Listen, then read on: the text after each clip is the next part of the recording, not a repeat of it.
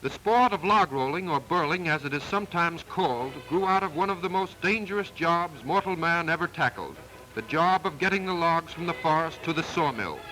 The usual way was to roll them into a river, thousands upon thousands of them, and let them float downstream. Now and then these logs would jam in a narrow part of the river. It was then up to the lumberjack to skip out over the logs with 4 or 5 sticks of dynamite tied to a long pole, find an opening, ram the dynamite way under the logs, set the charge and race back out of danger. Then, with a mighty roar, the jam would loosen and go thundering downstream. Log rolling is the recreation of daring men, descendants of the legendary Paul Bunyan, whose giant figure looms in the background of this traditional tournament. Informal contests have always been common in lumber camps, but the standardized rules and annual competitions established by the Rolio Association have invested the game with the dignity of other amateur sports. The game requires 2 contestants, usually fully clothed and wearing steel spiked boots. They stand on either end of a free log. One or the other starts to twirl the log, and his opponent keeps pace. Faster and faster it goes, spun by the heavy spiked boots, reversing its spin now and then as one contestant takes it away from the other, until one loses his footing and tumbles into the drink. A little entertainment is enjoyed by the crowd before the opening of the World's Championship Log Rolling Contest, held at Escanaba, Michigan. Bill Beauregard of Odanak Indian Reservation plays leapfrog on a pitching rolling log. He has been on logging river drives for 44 years and is still an expert log roller. If you're thinking of taking up log rolling, here is something you might start with. Step through a hoop while rolling a log. Frank Marchand of Cloquet, Minnesota shows you how it's done.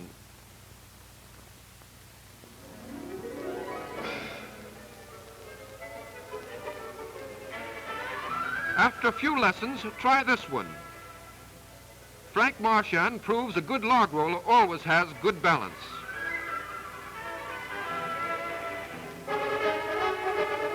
Here's something a boxer might try to improve his training. Frank seems to be better at log rolling than at skipping a rope.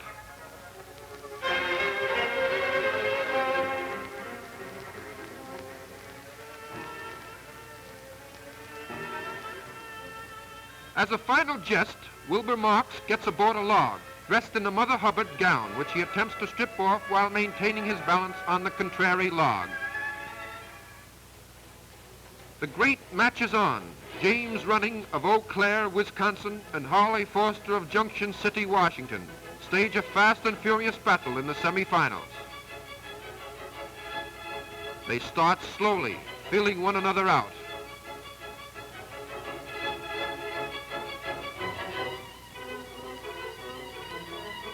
Running wears the checkered shirt. He's putting up a great battle, but Forster's superior skill and stamina proved too good.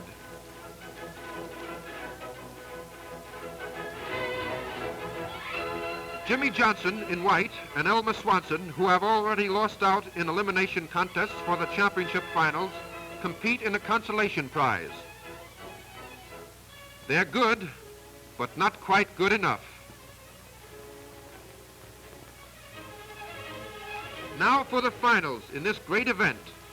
Jimmy Heron of Kelso, Washington, and Harley Forster compete for World's Championship honors.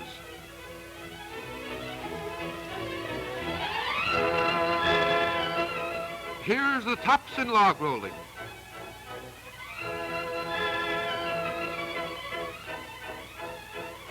And this is the king, Jimmy Heron, receiving the silver cup, emblem of the world's champion log roller.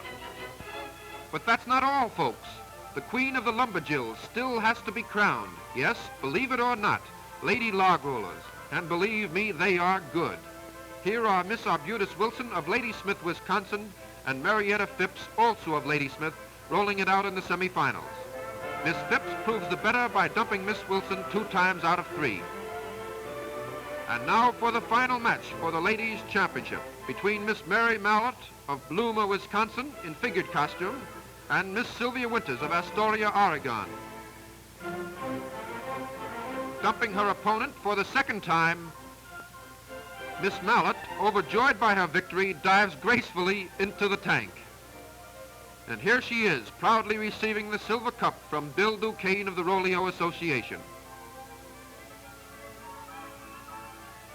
The referee always seems to get the worst of it. The log rollers throw referee Sheridan into the tank as a farewell gesture to the world's champion log rolling contest.